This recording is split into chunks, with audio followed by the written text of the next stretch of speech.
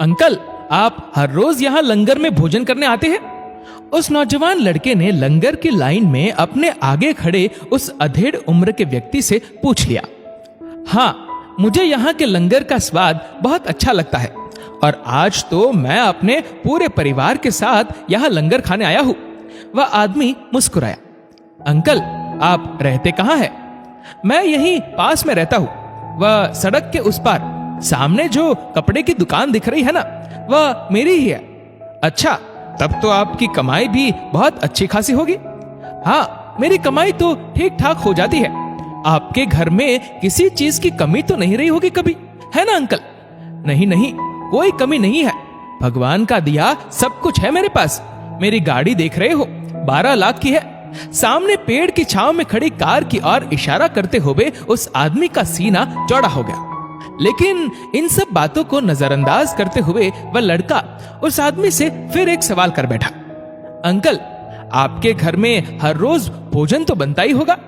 हाँ हाँ, क्यों नहीं, हर रोज कई तरह के व्यंजन बनते हैं हमारे घर पर। लेकिन अंकल, आपको पता है, यहाँ आपके पीछे लाइन में खड़े कई लोग ऐसे हैं जिनके पास रहने के लिए ना घर है, ना खाने के लिए भोजन। ये लंगर का प्रसाद ही उनके लिए भोजन होता है, लेकिन कई बार उन्हें यह भी नसीब नहीं हो पाता। वह आदमी उस लड़की की तरफ आश्चर्य से देखने लगा। तुम कहना क्या चाहते हो? अंकल, आप बुरा मत मानिएगा, लेकिन मैं बस इतना कहना चाहता हूँ कि आप जैसे लोगों की वजह से कई भूखे जरूरतमंद लोग इस लंगर से भी वंचित रह जाते हैं, क्योंकि उनकी बारी आते आते सब कुछ समाप्त हो चुका होता है। अरे भाई, हम तो यहाँ प्रसाद ग्रहण करने आते हैं और प्रसाद पर तो सबका हक होता है। अंकल, भगवान ने आपको आपके अपने घर में ही भोजन के रूप में इतना प्रसाद दिया है कि आपको खाने के लिए कहीं लाइन लगाने की जरूरत नहीं है। फिर भी आप वह प्रसाद छोड़कर दूसरों के हक का भोजन ग्रहण करने के लिए हर बार आकर लाइन में सबसे आगे खड़े हो जाते हैं। ये बात तो ठीक नहीं है ना? उस नौजवान की बात सुनकर अधेड़ उम्र का वह आदमी अचानक नाराज हो उठा। तुम मुझे तो बहुत ज्ञान दे रहे हो, लेकिन तुम भी तो कहीं से गरीब नहीं लगते। फिर तुम क्यों खड़े हो यहाँ लाइन में? अंकल, मेरे पास यहाँ लाइन में खड़े होने की एक खास वजह है। क्या वजह है? क्या तुम्हारे माँ बाप ने तुम्हें घर से निकाल दिया है? ये कहते हुए उस आदमी ने उस नौजवान को तिरस्कार भरी निगाहों से देखा। उस आदमी के शब्दों में झलकती नाराजगी को महसूस कर वह लड़का चुप हो गया, कुछ बोला नहीं। अब जवाब क्यों नहीं देते? देखो बेटा, प्रवचन देना बहुत आसान होता है, लेकिन जब अपनी बात आती है तो सबकी हालत तुम्हारे जैसी ही हो जाती है। इसलिए तुम अपनी जगह पर खड़े रहो और मैं अपनी जगह पर। ये कहते हुए वह आदमी लाइन में आगे बढ़ गया। वह लड़का भी अपनी जगह से खिसक कर थोड़ा आगे आ गया।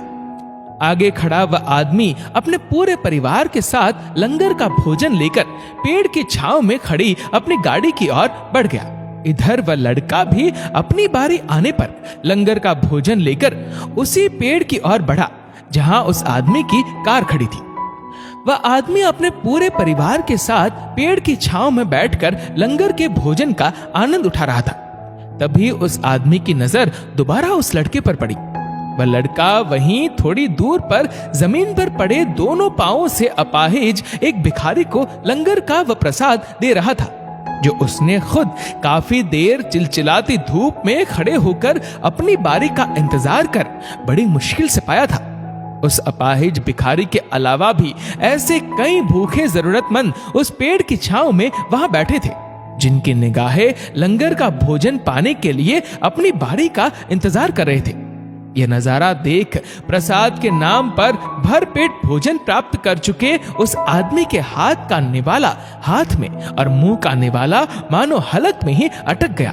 दोस्तों, इस वीडियो को लेकर आपकी क्या राय है, नीचे कमेंट करके जरूर बताएगा। और अगर आपको वीडियो अच्छा लगा हो तो इस वीडियो को लाइक करेगा, शेयर करेगा ज्यादा से ज्यादा लोगों तक। और ऐसे ही और भी इंस्पिरेशनल वीडियोस के लिए सब्सक्राइब करें हमारे यूट्यूब चैनल को और फेसबुक पर फॉलो करें हमारे पेज को। धन्यवाद।